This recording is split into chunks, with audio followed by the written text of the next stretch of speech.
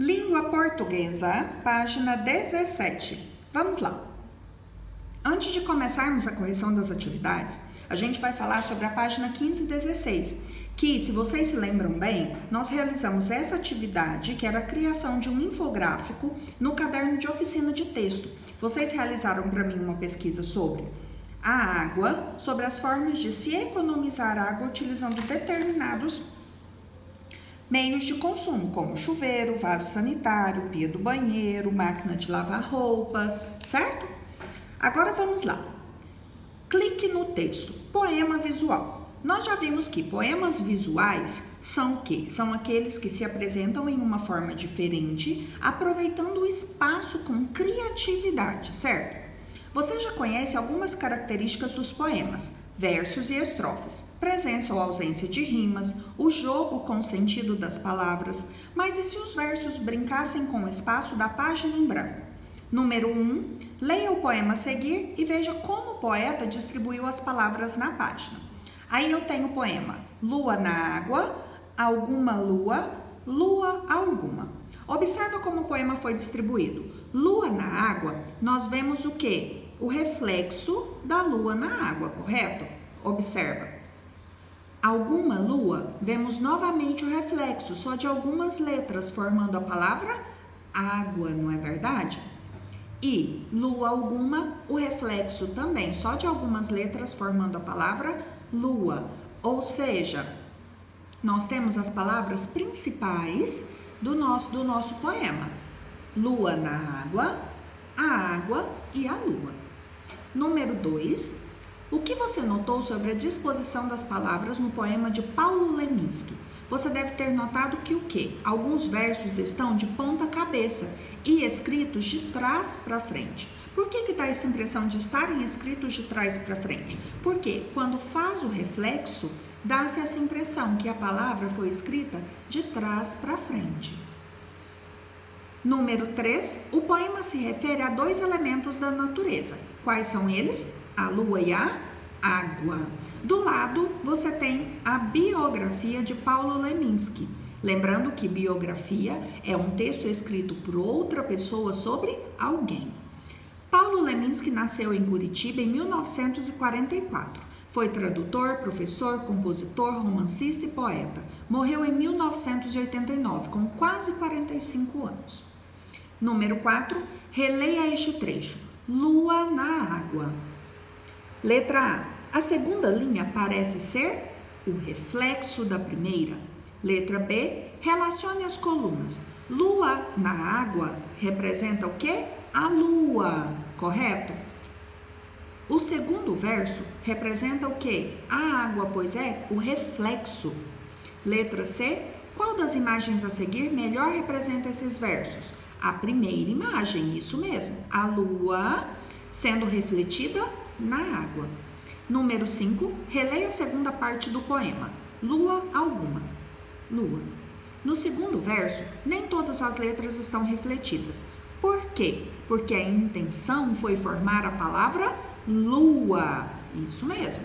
Número 6, por qual parte você começou a ler o poema? Vamos lá. Possivelmente, você começou a ler de cima para baixo e da esquerda para a direita, que é o sentido em que normalmente nós lemos todas as coisas. Da esquerda para a direita. 7. Para começar a ler o poema pela segunda ou pela terceira parte, prejudica o entendimento do texto? Justifique sua opinião. Não, por quê? A proposta é perceber como um verso reflete o outro, assim como a água reflete a lua. Então, não prejudica o entendimento, uma vez que a proposta é perceber como um verso reflete o outro, assim como a água reflete a lua. Número 8. No poema, apenas 6 letras se repetem formando as palavras. Que letras são essas? Observamos que são as letras A, L, U, M, N e G. Número 9. A repetição de palavras com as mesmas letras confere ao poema uma leitura com sonoridade, isso mesmo. poema de Leminski é um poema visual. Os poemas visuais têm como característica um aproveitamento criativo do espaço da página em branco, usado muitas vezes recursos gráficos. Utiliza-se das palavras e de tudo que elas podem proporcionar como som, forma visual, significado. A ideia é permitir várias possibilidades de leitura. Dando continuidade às nossas atividades, a gente começa com a seção Palavras de cá para lá, onde a gente trabalha sinonímia e coesão. Lembrando que sinonímia é aquele fenômeno de uso de sinônimos, ou seja, onde as expressões possuem o mesmo significado, correto? E coesão é a maneira correta de escrever, ou seja, de mudar as palavras dentro de uma frase para que elas mantenham ainda o mesmo significado. Número 1. Leia o trecho de uma notícia sobre a presença de água na Lua. Vamos lá. A maneira como Buzz Aldrin, segundo ser humano a pisar na Lua, descreveu sua superfície ficou famosa. O astronauta da missão Apollo 11 definiu aquele ambiente como magnífica desolação. Mas o solo lunar não é tão estéril e pobre em recursos como sugere a primeira aparência. A crosta pode até ser inóspita e poeirenta, mas é só cavar um pouquinho para que a história seja outra. É o que sugere um novo estudo publicado pela revista Nature. A pesquisa indica que há muito mais água enterrada no manto de nosso satélite natural do que imaginávamos. Vamos lá. Letra A, da página 20. O que há em comum entre a notícia e o poema de Paulo Leminski? Pelo que observamos, ambos falam da água e da lua.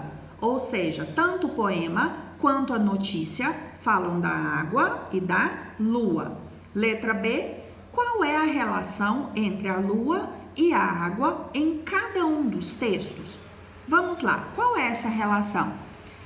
O reflexo da lua na água, certo? Primeiro, o poema descreve poeticamente o reflexo da lua na água. Já a notícia divulga um estudo sobre a existência de água na lua. Então, qual é a relação entre a lua e a água em cada um dos textos? Ambos falam dos dois elementos, porém, o poema descreve o reflexo da lua na água. Já a notícia divulga um estudo sobre a existência da água na lua. Número 2. Releia o trecho da notícia e observe as palavras destacadas. A maneira como Buzz Aldrin, segundo ser humano a pisar na Lua, descreveu a superfície ficou famosa. O astronauta da missão Apollo 11 definiu aquele ambiente como uma magnífica desolação. Mas o solo lunar não é tão estéril e pobre em recursos como sugere a primeira aparência. Temos duas palavras em destaque: superfície e solo lunar. Letra A. A qual superfície o texto se refere? Ele está falando da superfície da Lua. Letra B. Observe a definição da palavra superfície no dicionário. Quando observamos a definição de superfície no dicionário, temos que ela vem do latim superfície, é um substantivo feminino, certo? SF, e possui as definições. Número 1, extensão de uma área limitada. E número 2, a parte externa dos corpos. Número 3, uma figura, aparência, aspecto exterior, características diretamente observáveis de algo ou alguém de uma situação. E número 4, um objeto geométrico, configurações geométricas com duas dimensões. Vamos lá. Qual é a acepção, ou seja, o significado? As acepções são essas que vêm numeradas de 1 a 4, lembram? Qual é a acepção que melhor define a palavra superfície citada na notícia? Quando você interpreta todas as acepções, você percebe que é a número 1, a mais adequada para o contexto da notícia. Letra C, a expressão solo lunar pode ser considerada equivalente à palavra superfície. Letra D. Converse com os colegas e o professor e responda por que o autor do texto usou uma expressão equivalente para se referir à superfície da Lua. Quando usamos sinônimos? Por que usamos sinônimos? Justamente para evitar a repetição de uma palavra. No contexto que estamos estudando, para evitar a repetição da palavra superfície. Número 3, observe esta frase retirada da notícia. O astronauta da missão Apollo 11 definiu aquele ambiente como magnífica desolação. Reescreva a frase substituindo magnífica por um sinônimo. De acordo com a sua pesquisa sobre um sinônimo de magnífica, você deve ter encontrado o quê? Espantosa, estupenda, maravilhosa. Portanto, pode ser reescrita como: o astronauta da missão Apollo 11 definiu aquele ambiente como uma maravilhosa desolação, uma espantosa desolação, estupenda desolação.